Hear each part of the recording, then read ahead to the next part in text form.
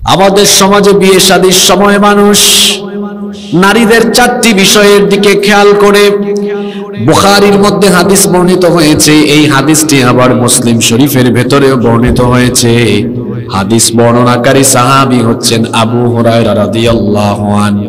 তিনি বলেছেন, নবীজি সাল্লাল্লাহু আলাইহি ওয়াসাল্লাম বলেছেন, তুনকাহুল মারআতু লিআরবা, 4টি জিনিসের দিকে নজর দিয়ে মেয়েদেরকে বিয়ে করা হয়।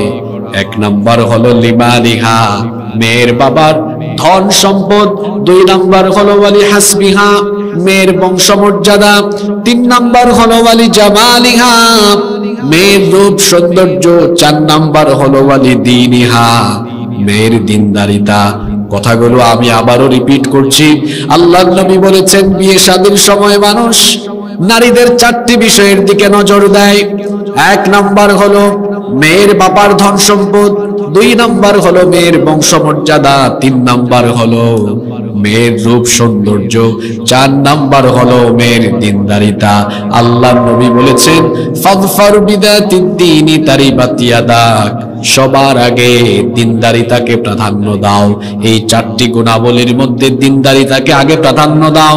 কারণ একটা মেয়ে যতই সুন্দরী আর যতই রূপসী হোক না কেন, তার বাবার ধন সম্পদ যত বেশি থাকুক না কেন, তার বংশমর্যাদা যত বেশি উত্তম হোক না কেন, তার মধ্যে যদি দিনদারিতা না থাকে, তার মধ্যে যদি 5 ওয়াক্ত নামাজের আমল না থাকে, পর্দা মেইনটেইনের অভ্যাস না থাকে, তার মধ্যে যদি দিন মেনে চলার আমল না থাকে, এমন দিনহীনা সুন্দরী জরিনা সকিনাকে বিয়ে করার পরে আপনার ঘরটা জাহান্নামে পরিণত হয়ে যাবে।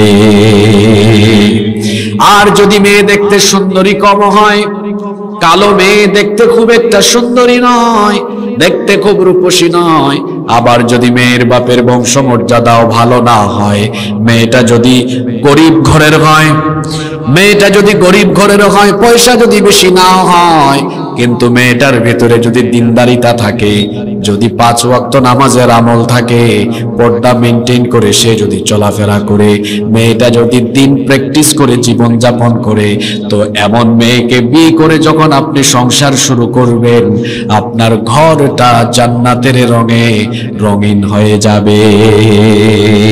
আল্লাহর নবী বলেছেন, আদ-দুনিয়া কুল্লুহা মাতা, দুনিয়ায় তোমরা যা কিছু দেখো, দুনিয়ার সবকিছুই হলো সম্পদ। ওয়া খায়রু মাতা'আদ দুনিয়া আল মারআতুস সালিহা, আর দুনিয়ার সকল সম্পদের মধ্যে নেককার নারী হচ্ছে সর্বশ্রেষ্ঠ সম্পদ। দুনিয়ার সবকিছুই সম্পদ, তার মধ্যে শ্রেষ্ঠ সম্পদ হলো নেককার নারী। যে ব্যক্তি তার জীবনে নেককার একজন নারী জীবন সঙ্গিনী হিসেবে পেয়েছেন, ওই ব্যক্তির জীবন সফল, সার্থক, সুখী এবং সুন্দর। সুবহানাল্লাহ। আল্লাহর নবীর আরেকটা হাদিস আমার মনে পড়ে গেল। নবীজি বলেছেন, মান রাযাকাহুল্লাহু ইমরাআতান সালিহান ফাকাদ আ'আনাহু আলা শাতরি দীনি।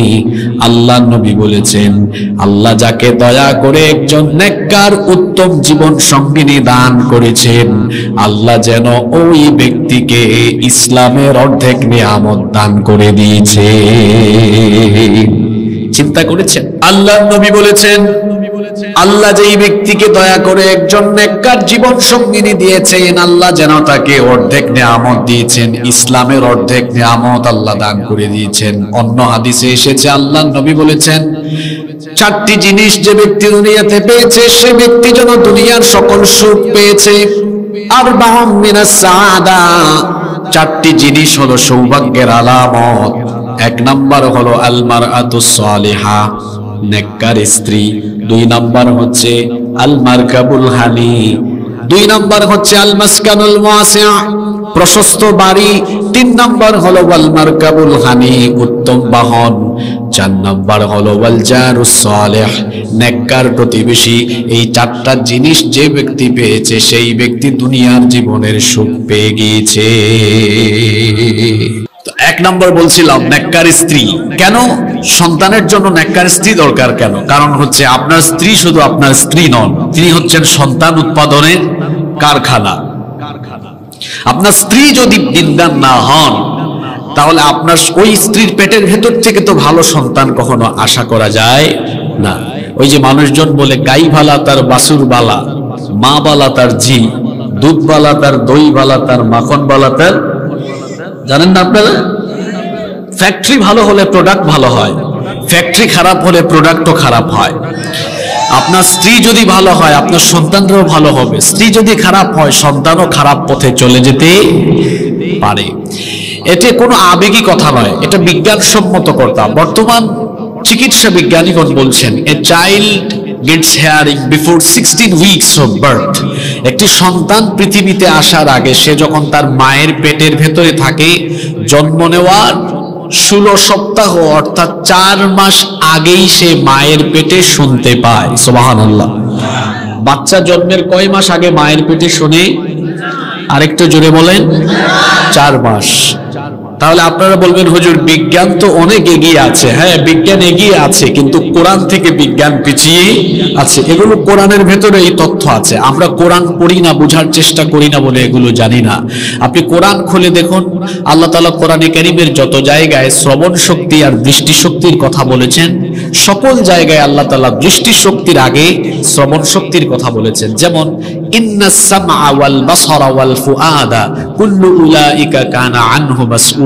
এখানে আল্লাহ দৃষ্টি শক্তির কথা বলতে গিয়ে বাসার বলেছেন, শ্রবণ শক্তির কথা বলতে গিয়ে সাম বলেছেন। এভাবে কোরআনের সকল আয়াতে আপনারা দেখবেন বাসারের আগে সামা অর্থাৎ দৃষ্টি শক্তির আগে শ্রবণ শক্তির কথা আল্লাহ বলেছেন।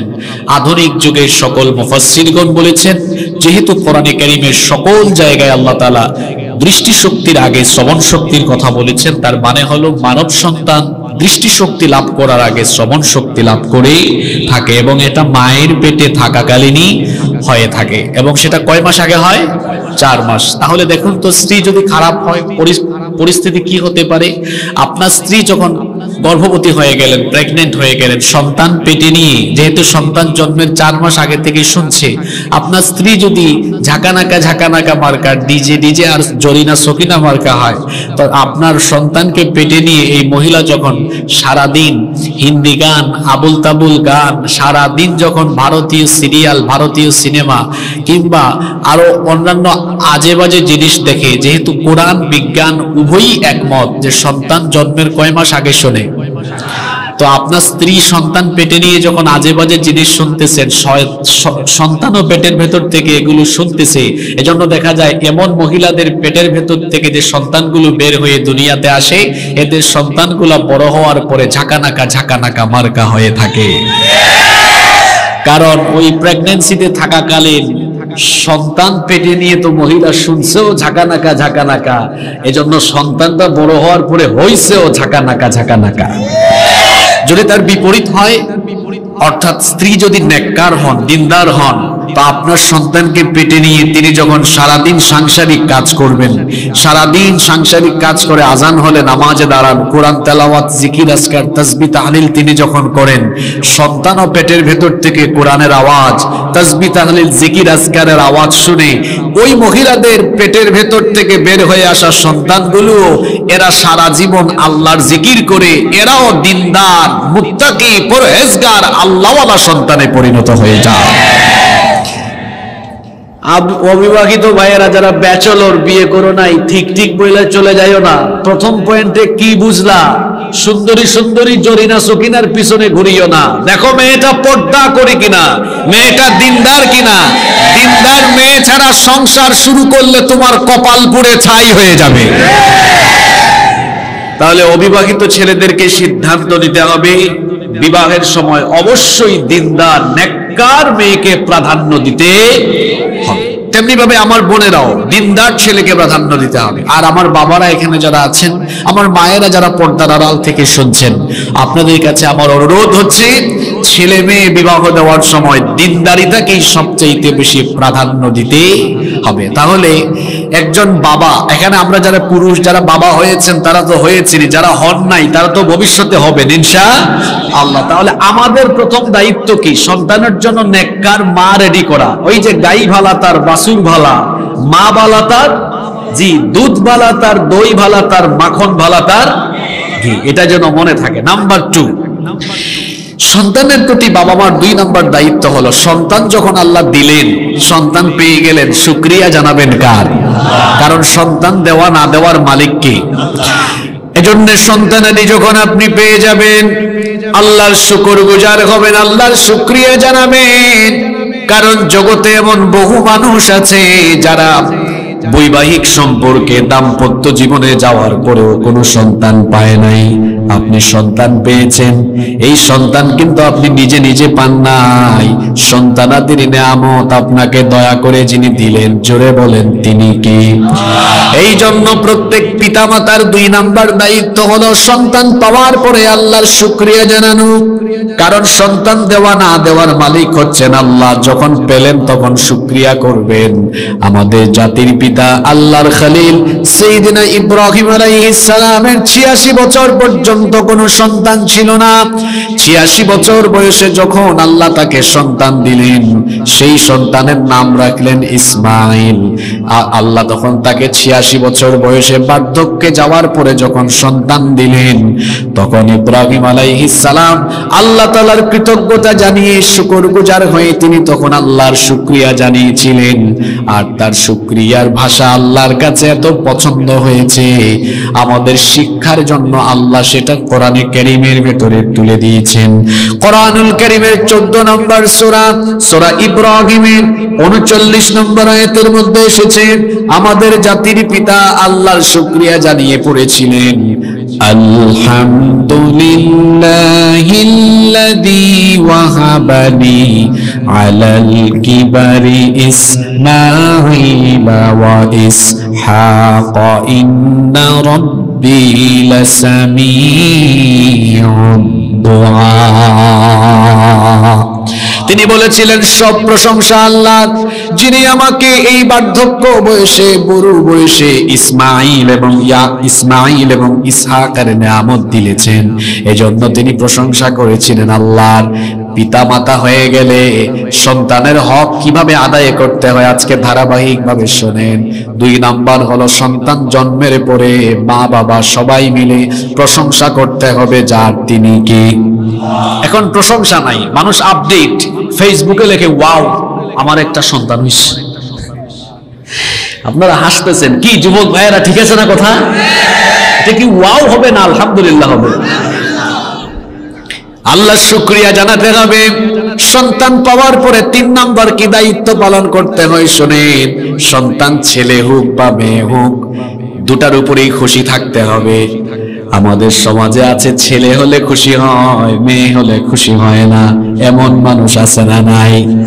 অথচ কোরআনে কারিমে আল্লাহ ছেলের কথা পরে বলেছেন, মেয়ের কথা আগে বলেছেন। মেয়ে সন্তান প্রথম পাওয়া এটা কিন্তু সৌভাগ্যবান ব্যক্তিদের আলামত। যে কোনো ব্যক্তি কিন্তু কন্যা সন্তান পায় না। আসমানের নিচে জমিনের উপরে যে স্বামী স্ত্রী সবচেয়ে সৌভাগ্যবান এবং সৌভাগ্যবতী, আল্লাহ তাদেরকে দয়া করে প্রথমে কন্যা সন্তান দান করে। কন্যা সন্তান পাওয়া এটা সৌভাগ্যের ব্যাপার। কন্যা সন্তানের মালিক হতে পারা, কন্যা সন্তানের পিতা মাতা হতে পারা এটা বড় নিয়ামতের ব্যাপার। কারণ আল্লাহর নবী বলেছেন, আল্লাহ যেই ব্যক্তিকে কন্যা সন্তান দান করেন, যেই ঘরে কন্যা সন্তানের জন্ম হয়, হাদিসে এসেছে, ইদা ওয়ালিদাল রাজুলু ইবনাতান বাআসাল্লাহু আযজা ওয়া জাল্লা মালাইকা। যেই ঘরে কোনো কন্যা সন্তানের জন্ম হয়, আল্লাহ সাথে সাথে ওই ঘরের মধ্যে রহমতের ফেরেশতা পাঠিয়ে দেন।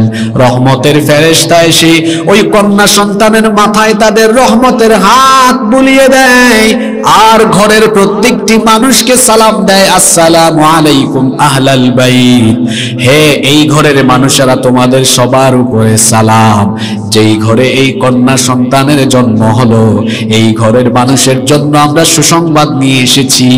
এই কন্যা সন্তানকে পেয়ে যারা আনন্দিত হবে, খুশি হবে, এদেরকে যারা, এই কন্যা সন্তানকে যারা আদর, স্নেহ, মমতা, ভালোবাসা দিয়ে প্রতিপালন, লালন পালন করে উত্তম শিক্ষা দীক্ষায় শিক্ষিত করে, এরপরে যে পিতা মাতা এই কন্যা সন্তানকে সৎপাত্রস্থ করবে, আল্লাহ আমাদেরকে সুসংবাদ দিয়ে পাঠিয়েছেন। আল্লাহ ওয়াদা করেছেন ওই পিতা মাতাকে আল্লাহ তাআলা জান্নাত দান করবে। ছেলে সন্তানের ব্যাপারে এরকম কোন হাদিসের কিতাবে। কন্যা সন্তান নেয়ামত, আল্লাহর নবী বলেছেন যার ঘরে 3টা কন্যা সন্তান আছে, ওই 3 কন্যা সন্তানকে যারা লালন পালন করবে, অবহেলা না করে যারা উত্তম ভাবে লালন পালন করবে, আমার দিকে আপনারা তাকান। আল্লাহর নবী সাহাবীদের সামনে এই 2টা আঙ্গুল একভাবে একসাথে করলেন, ওয়াদাম্মাস সাব্বাবাতি ওয়াল উসতা, এই 2টা আঙ্গুল একসাথে করে নবীজি বললেন, এই 2টা আঙ্গুল যেমন এভাবে একসাথে কাছাকাছি আছে, ঠিক সেভাবে 3 কন্যার মা বাবা আর আমি মুহাম্মাদুর রাসূলুল্লাহ কিয়ামতের দিন এভাবে একসাথে একই জান্নাতের ভিতরে থাকবো।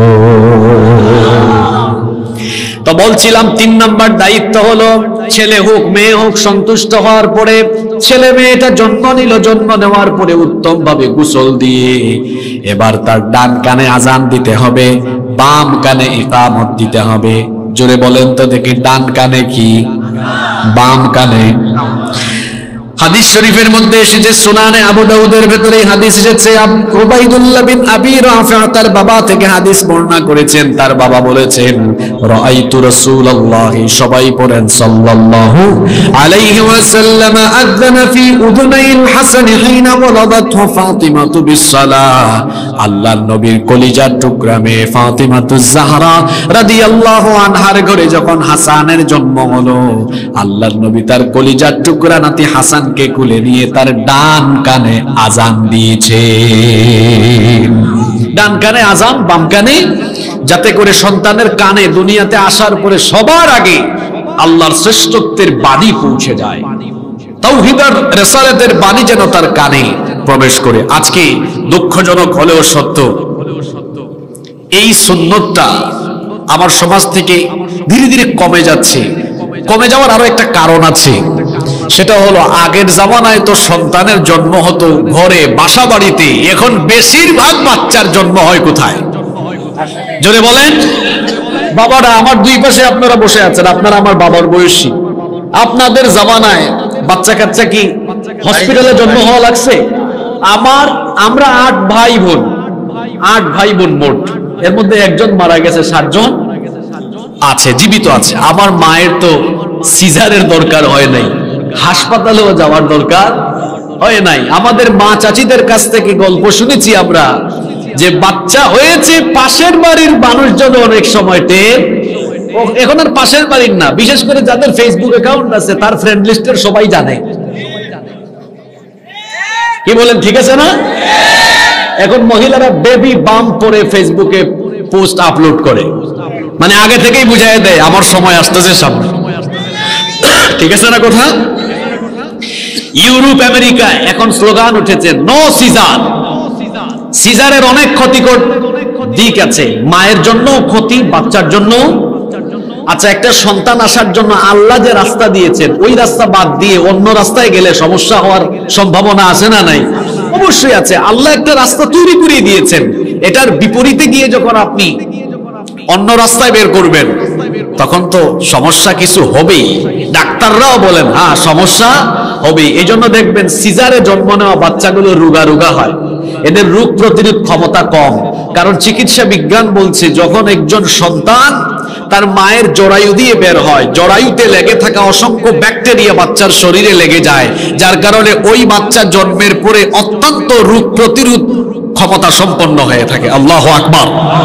আর মায়ের জন্যও ক্ষতি, যেই মায়ের সিজার হয় দেখা যায় ফিজিক্যাল ফিটনেসের ক্ষেত্রে সমস্যা হতে পারে, ভবিষ্যতে সন্তান জন্মদানের ক্ষেত্রেও ওই নারীর প্রবলেম হতে পারে। মায়ের জন্যও ক্ষতি, বাচ্চার জন্যও ক্ষতি। তো যারা হসপিটালে হচ্ছে, অনেক সময় হসপিটালে আযান ইকামতের কেউ থাকে, অসচেতন পরিবারের অনেকে আযান ইকামত দেয় না। আবার অনেকের বাসা বাড়িতে হলেও দেখা যায় আযান দিতে গিয়ে 2-3 দিন লাগে, অনেকে আবার ভুলেও যায়, দেয় না। কেন? কারণ many Muslims feel embarrassed to this work. অনেকে আছে এই কাজে লজ্জা ফিল করে।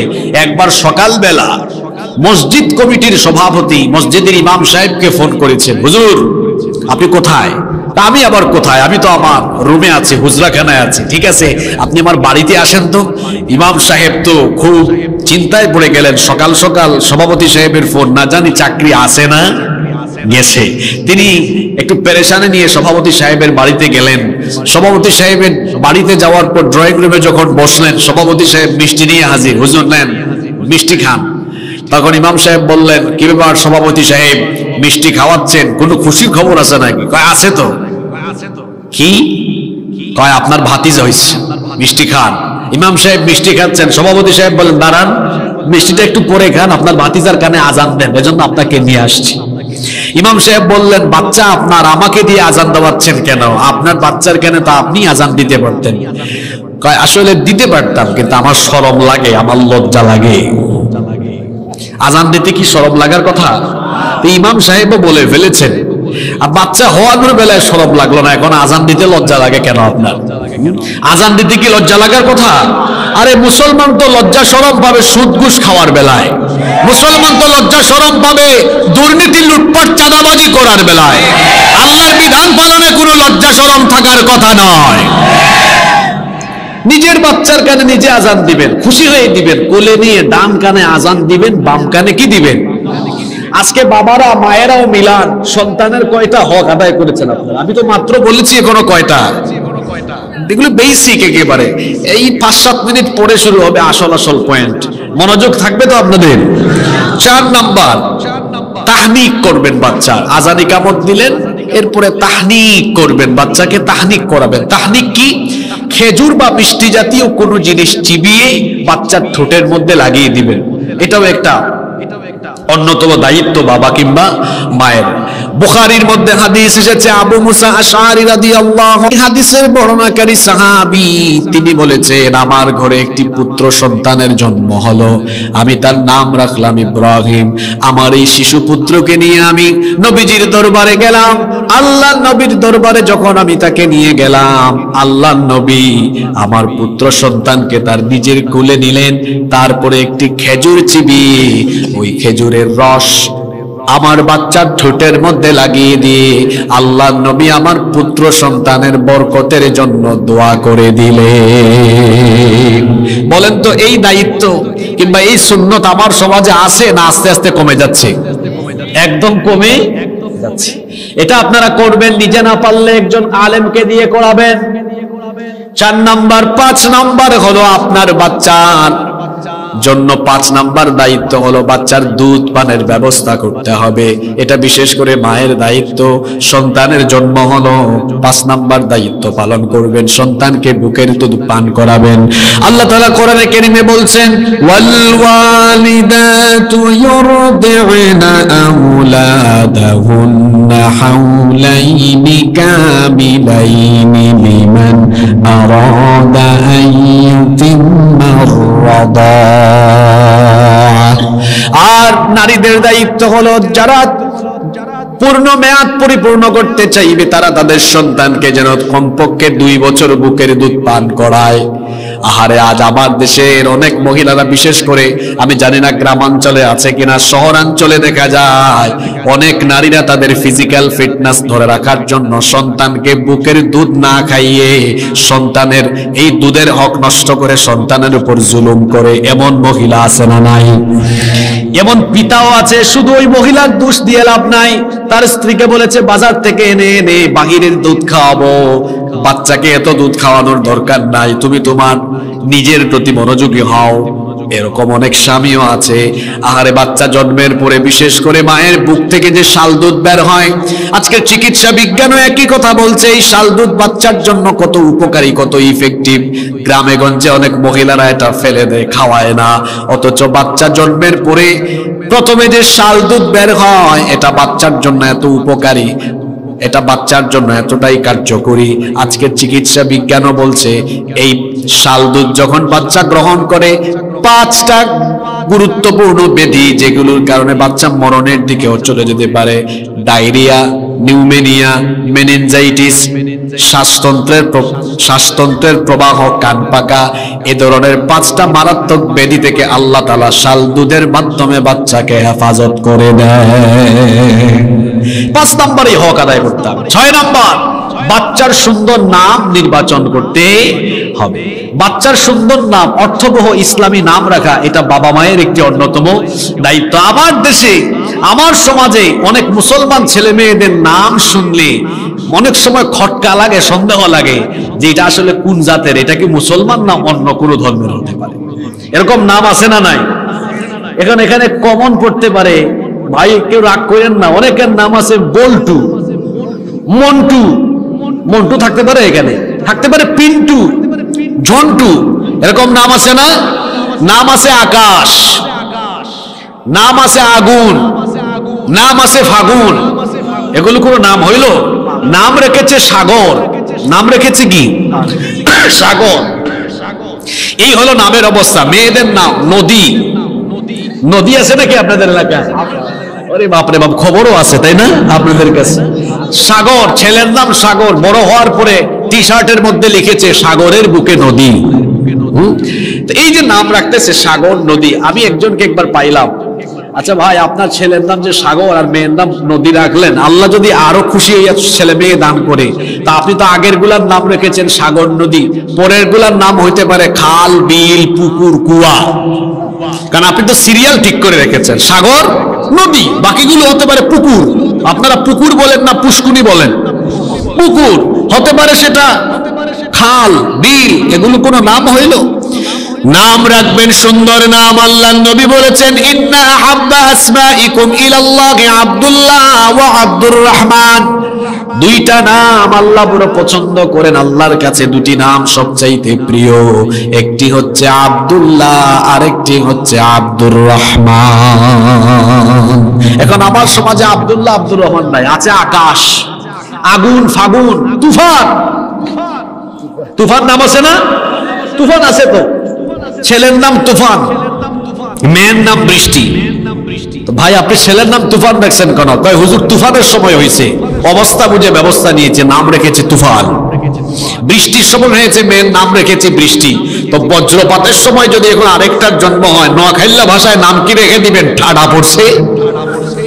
কারণ আপনি তো অবস্থা বুঝে ব্যবস্থা নিয়ে নেন, যে অবস্থায় জন্ম হয় ওইভাবেই ব্যবস্থা নিয়ে নাম রেখে দেন।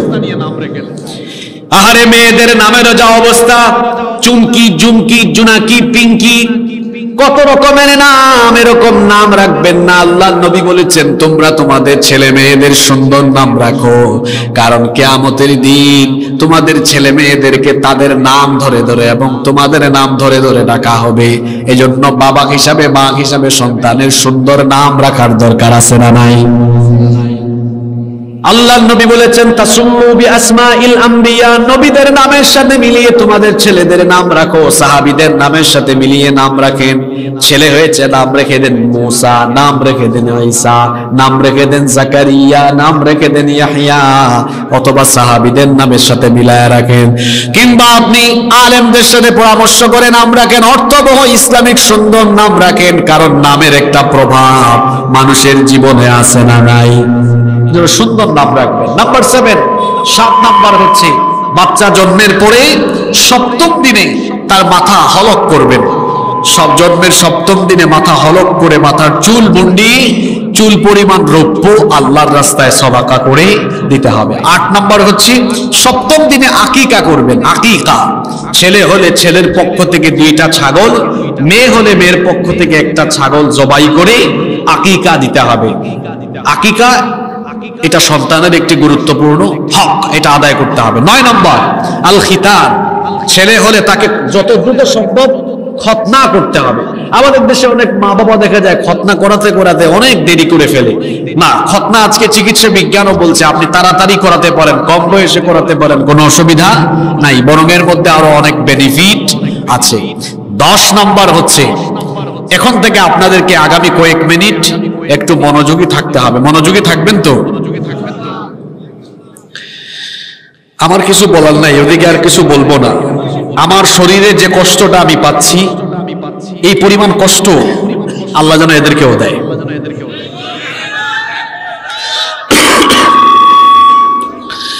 10 নম্বর, আপনার সন্তানকে দ্বীনি শিক্ষা দেওয়া, এটা বাবা হিসাবে, মা হিসাবে আপনার অন্যতম দায়িত্ব। দ্বীনি শিক্ষা দেওয়া খুবই গুরুত্বপূর্ণ বিষয়। আপনার সন্তানকে দ্বীনি শিক্ষা দেওয়ার পরিবেশ দ্বীনি শিক্ষা দেওয়ার ব্যবস্থা আপনাকে করতে হবে। আপনার সন্তানকে অ আ ক খ ABCD শেখাবেন, পড়ে আলিফ বা তা থা শেখাবেন সবার আগে। আগে আপনি তার হাতে কোরআন তুলে দিবেন, তখন আপনার এই সন্তান লাইনে থাকবে, আর বেলাইনে যাওয়ার কোনো সম্ভাবনা নাই। মাইকের কি সমস্যা হইলো ভাই? আবার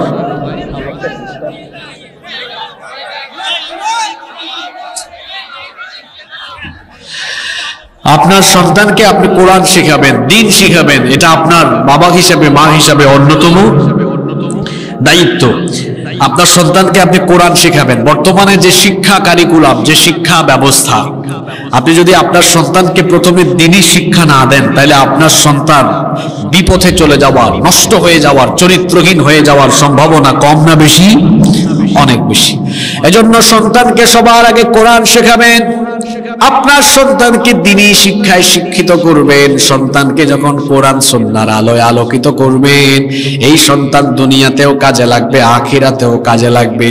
আপনার সন্তান যখন দিনদার হবে, আপনি মারা যাওয়ার পরে এই সন্তান আপনার জানাজায় নিজেই সে ইমামতি করবে। আর এটা যে কত বড় একটি আনন্দের ব্যাপার, আপনি মারা যাওয়ার পরে অন্য কোনো আলেম যদি আপনার জানাজায় ইমামতি করেন, তার ভেতর থেকে কোনো ফিলিংস কাজ করবে না। কিন্তু সন্তান যখন তার মা বাবার জানাজায় ইমামতি করবে, প্রত্যেকটা তাকবীর দিতে গিয়ে তার কলিজাটা ফেটে যাওয়ার মতো অবস্থা হবে, চক্ষু দিয়ে পানি বের হবে। সারা দুনিয়ার সকল সাগর মহাসাগরের পানি দিয়ে কবরে জাহান্নামের আগুন নেভানো যায় না, কিন্তু সন্তান যখন 2 ফোঁটা চোখের পানি ছেড়ে দেয়, সন্তান যখন 2 ফোঁটা চোখের পানি ছেড়ে দিয়ে পিতা মাতার জন্য দোয়া করে, ওই 2 ফোঁটা চোখের পানি নাকের ডগায় আসার আগে সন্তানের 2 ফোঁটা চোখের পানি দিয়ে আল্লাহ পিতা মাতার কবরের জাহান্নামের আগুনকে নিভায়া দেন। যেন সন্তানকে নেককার বানিয়ে যান, দুনিয়াতেও লাভ আছে, আখিরাতেও লাভ আছে। 11 নম্বর হলো সন্তানকে নামাজের তাকিদ দিতে হবে। এবার মিলান ভালো করে পয়েন্টগুলো। পিতা মাতার খেদমত কেন সন্তান করে না? কারণ সন্তানের হক আপনি আদায় করেন নাই। আপনার সন্তানকে নামাজি বানানো, 5 ওয়াক্ত নামাজের অভ্যাস দেওয়া, এটা বাবা হিসাবে, মা হিসাবে আপনার দায়িত্ব। আল্লাহর নবী বলেছেন, মুরু আউলাদাকুম বিসসালাতি ওয়া হুম আবনাউ 7 সিনিন। তোমাদের সন্তানের বয়স যখন 7 বছর হয়ে যায়, 7 বছর বয়সেই তাদেরকে নামাজের আদেশ দাও। জোরে বলেন তো কত বছর? 7 বছর বয়সে তাদেরকে নামাজের আদেশ দাও। 10 বছর বয়স হয়ে গেলে নামাজের জন্য শাসন করো। 10 বছর দূরের কথা, 20 বছর 30 বছর হয়ে গিয়েছে, বাপও বেনামাজি, ওই বাপের ঘরের, ওই মায়ের ঘরের ছেলে মেয়েও বেনামাজি, অর্থাৎ পরিবারের সবাই একসাথে বেনামাজি হয়ে বসে আছে। এই রকম পরিবার আমার সমাজে নাই। জোরে বলেন। আপনার সন্তানগুলোকে নামাজি বানান। এগুলো কেমন সন্তান রেখে যাচ্ছেন? হ্যাঁ, আপনি দুনিয়াতেই দেখতেছেন বেনামাজি একটা উষ্টা খাইয়া পশ্চিম দিকে পড়ে না। কেমন সন্তানের পিতামাতা আপনি? আপনার সন্তান বেনামাজি হয়েছে আপনার কারণে, আপনি দায়ী, আপনি দায়ী। আজান হওয়ার পরে আপনি যদি সকালবেলা করে আইন পাশ করতেন, তুমি আমার ছেলে, তুমি আমার মেয়ে, ঘুমাতে পারবা না, নাস্তা বন্ধ করে দিব। আজান হয়ে গেলে শাসন করেন, নামাজে যাও, ছেলেকে হাত ধরে নিজেই নামাজে নিয়ে যান। আপনার স্ত্রীকে বলেন, তুমি মেয়েটাকে পাশে নিয়ে যায় নামাজে দাঁড়াও। মা বাবা দুজনে যদি এরকম সচেতন হয়, ওই ঘরের ছেলে মেয়েরা কি বেনামাজি হওয়ার কোনো সম্ভাবনা আছে নাকি? না, নিজের খাইসলত ঠিক করেন, আপনি নিজেই দিনা ফজরের নামাজ পড়েন না। এজন্য আপনার ছেলেও পড়ে না, আপনার মেয়েও পড়ে না। আপনারা জামাই বউ 2 জন মিলে যদি নামাজ পড়তেন আর সন্তানদেরকেও নামাজের কথা বলতেন, আপনাদের ছেলে মেয়েরাও নামাজি হতো। ছেলে মেয়েগুলাকে নামাজি বানান, দিনদার নামাজি ছেলে মেয়েরা কখনো তাদের মা বাবাকে কষ্ট দেয়। এই যে আগের পয়েন্ট বললাম না, ছেলে মেয়েদেরকে দিনদার বানান। আপনারা কি কখনো শুনছেন যে কোনো কি শুনছেন? প্রশ্ন শোনার আগেই জবাব। আপনারা কি কখনো শুনেছেন যে কোনো আলেম বাদ দেন, একজন ইমাম সাহেব খুব অল্প টাকা বেতন পান? একজন ইমাম সাহেব ওই অল্প টাকা বেতন দিয়ে তার মা বাবা নিয়ে দেখবেন আছেন। কোন ইমাম সাহেব, কোন হুজুর দেখবেন কখনো তার মাকে বাপকে ঘর থেকে বের করে দেয় না। যারা ঘর থেকে বের করে দেয়। বেশিরভাগ ক্ষেত্রেই দেখবেন বড় বড় ডাক্তার, ইঞ্জিনিয়ার, অফিসার, সবাই না। আর যারা কয়েকজন হাতে গোনা ভালো, গিয়ে দেখেন ওদের মা বাবা শুরুতেই তাদেরকে দ্বীনি শিক্ষা দিয়েছে বলে লাইন ঠিক আছে। এই যে গত সপ্তাহে টিভি চ্যানেলে আপনারা দেখেছেন, ফেসবুকেও এটা ভাইরাল হয়েছে, 4 সন্তান এক বাবা মায়ের, বড় বড় অফিসার সবগুলো, এত টাকার সম্পদ, 4 জন মিলে মা বাপকে বাড়ি থেকে বের করে দিয়েছে। বাংলাদেশে এরকম বহু পরিবার আছে, ছেলেমেয়েরা বড় হওয়ার পরে সব সম্পদ নিজেরা ভাগ করে নিয়ে মা বাবাকে বাড়ি থেকে বের করে দিয়েছে। কি বলেন, এরকম আছে না নাই? ওই মা বাবার জন্য কষ্ট লাগে, কারণ ওই মা বাবা তাদের সন্তানদেরকে শুধু দুনিয়ার শিক্ষা দিয়ে শেষ করেছে, তারা তাদের সন্তানদেরকে কখনো দ্বীনি শিক্ষা দেয় নাই। যদি দুনিয়াবী শিক্ষার পাশাপাশি দ্বীনি শিক্ষাও দিত, এই সন্তানগুলো নষ্ট হওয়ার কোনো সম্ভাবনা ছিল না। এই জন্য সন্তানদেরকে দ্বীনি শিক্ষা দিবেন, নইলে এই সন্তানগুলো আপনাকে ভবিষ্যতে অল্ড হোম, বৃদ্ধাশ্রমে পাঠিয়ে আসবে, আপনার কোনো খেদমত করবে। 12 নম্বর হচ্ছে সন্তানের সাথে ভালো আচরণ করবেন, কোমল আচরণ করবেন, ঝিরকি দিবেন না, ধমক দিবেন না, সুন্দর আচরণ করবেন, ভুল করলে বুঝায়া বলবেন, দেখবেন এতে করে তার মেধা আরো বিকশিত হবে। 13 নম্বর হলো সন্তানকে পর্যাপ্ত সময় দিবেন। এটার বড় অভাব আছে আমাদের দেশে। এখন দেখা যায় সন্তান একটু কান্নাকাটি করলেই পিতামাতা সন্তানের হাতেও মোবাইল দিয়ে দেয়, মা বাবা দুইজনে মোবাইল ফোন স্ক্রল করে সন্তানের হাতেও মোবাইল ফোন দিয়ে দেয়। আমরা যখন ছোট ছিলাম সেই সময় কিংবা 10-12 বছর আগেও আমাদের সমাজে দেখা যেত বাচ্চা কান্না করলে মা বাবা সন্তানের হাতে ঝুনঝুনি দিত। ঝুনঝুনি ছিলেন তো আপনারা? বিভিন্ন খেলনা দিত। আর এখন একটু কান্না করলেই হাতে কি দেয়? মোবাইল দিয়ে দেয়। ছোটবেলা থেকেই বাচ্চারা মোবাইলে আসক্ত হয়ে যায়। 7-8-এ উঠার পরে এই বাড়ির ছেলের সাথে ওই বাড়ির মেয়ে মোবাইল কানেকশন লাগায়া পালায়া যায়। পিতামাতা দায়ী, পিতামাতাই তাদের সন্তানের হাতে মোবাইল ফোন তুলে দিয়ে দুশ্চরিত্রবান হওয়ার পথে সন্তানকে এগিয়ে দিয়েছে। সন্তানের হাতে মোবাইল ফোন নয়, খেলনা তুলে দেন। দিনের বেলা কিছু সময় তাকে নিয়ে গল্প করেন। বেশিরভাগ পরিবারে দেখা যায় বাচ্চারা কান্না করে ফেলে রেখেছে, মোবাইল হাতে দিয়ে রেখেছে। না, সন্তানকে একটু কুলে নেন, বুকের সাথে লাগান, কলিজার সাথে কলিজাটা লাগায় দেন, মহব্বত বাড়বে, সম্পর্ক আরো মজবুত হবে। সন্তানদেরকে সময় দেন। মোবাইল ফোন কিংবা টেলিভিশনের সামনে রেখে দিয়েন না। সন্তানকে তিলাওয়াত শোনান। আপনি বাবা, আপনি মা, ছোট্ট একটা সূরা ফাতিহা শোনান। সন্তানকে আপনি কালিমাগুলো শিখান। সন্তানের সাথে গল্প করেন, নবীদের জীবনের কিচ্ছা কাহিনীগুলো শোনান। সন্তানকে সময় দেন। যদি সময় না দেন তাহলে এই সন্তানগুলো নষ্ট হয়ে যাওয়ার সম্ভাবনা আছে না নাই? 14 নম্বর হলো সন্তান লালন পালনে ইনসাফ করবেন, বেইনসাফি করবেন না। বেইনসাফ পিতামাতা আমাদের সমাজে অনেক বেশি। কয়েকটা কথা বলবো, রাগ করবেন না, এগুলো আমাদের অনেকের খাসলতের সাথে এখন মিলে যাবে। সন্তান লালন পালনে আমাদের মধ্যে ইনসাফ নাই। প্রথমে হয়েছে মেয়ে, মেয়েকে খুব কুলে নিত, তারপরে যখন ছেলে হয়েছে এখন মেয়ের প্রতি আদর কমে গিয়েছে। অথবা যাদের একাধিক ছেলে মেয়ে আছে, প্রথম সন্তানের প্রতি বেশি মহব্বত, পরেরটার প্রতি কম মহব্বত। অথবা 4-5টা ছেলে মেয়ে আছে, বড়টাকে ছোটটাকে ভালোবাসে বেশি, বাকিগুলারে কম। এমন স্বভাবের মানুষ আমাদের সমাজে নাই। খবরদার এটা করবেন না।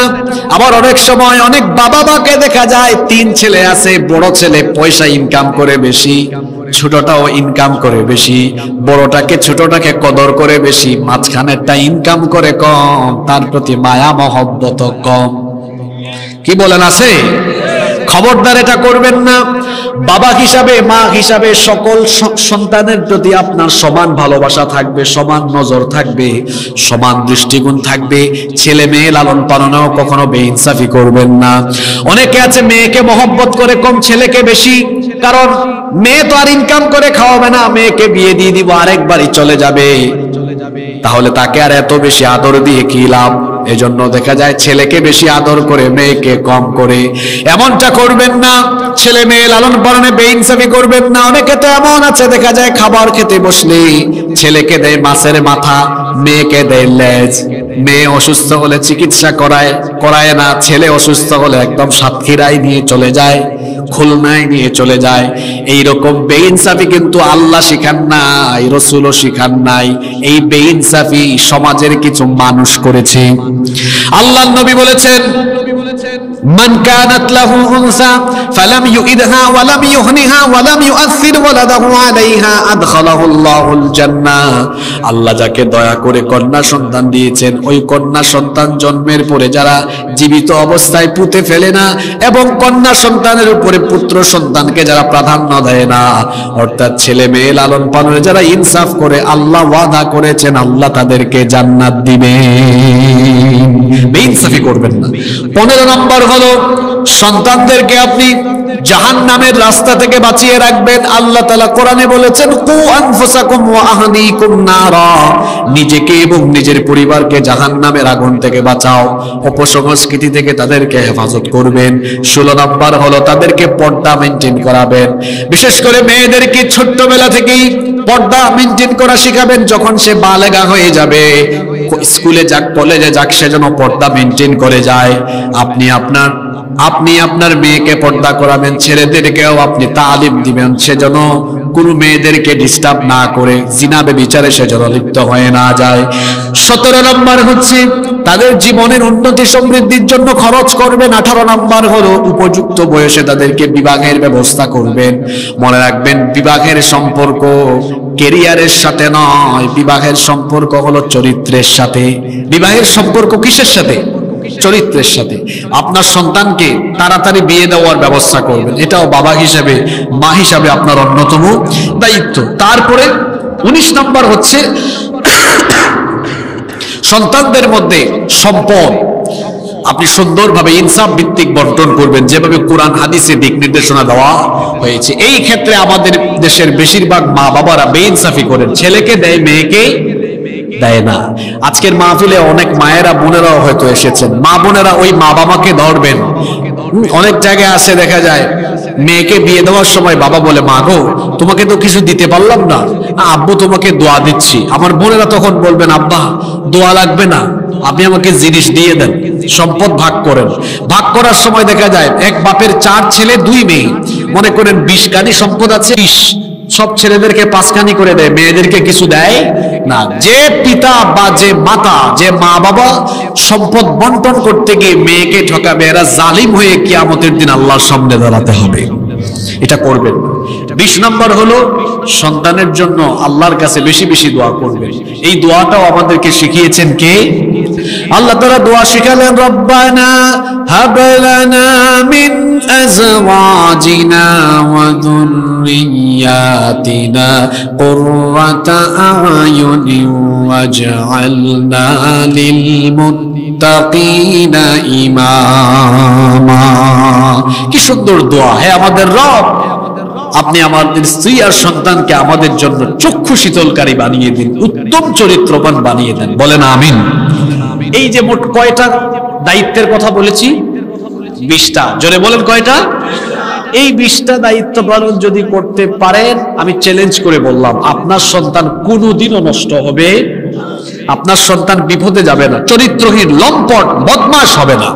আপনার ছেলে আপনার মেয়ে আপনার জন্য হবে চক্ষু শীতলকারী, হবে দিনদার, হবে পরহেজগার, হবে চরিত্রবান, হবে আল্লাহওয়ালা। সুবহানাল্লাহ। এই 20টা দায়িত্ব আমরা অনেকে পালন করি না বলে আমাদের ছেলে মেয়েগুলো নষ্ট হয়ে যাচ্ছে, আমাদের ছেলে মেয়েরা বিপথে চলে যাচ্ছে। আজকে হাজার হাজার মায়েরাও এসেছেন, বোনেরা এসেছেন। আমি হাজার হাজার মা বোনদেরকে এবং হাজার হাজার ভাই বাবাদেরকে সবাইকে আমি অনুরোধ করবো, আসুন এই 20টি দায়িত্ব পালন করে এর আলোকে আমরা আমাদের সন্তানদেরকে লালন পালন করি। তবেই আমাদের সন্তানগুলো আমাদের জন্য চক্ষু শীতলকারী হবে, তবেই তারা পরহেজগার হবে, মুত্তাকি হবে, দিনদার হবে ইনশাআল্লাহ। আল্লাহ তাআলা আমাদেরকে এই দায়িত্বগুলো পালনের তৌফিক দান করেন। আমরা সবাই বলি আমিন।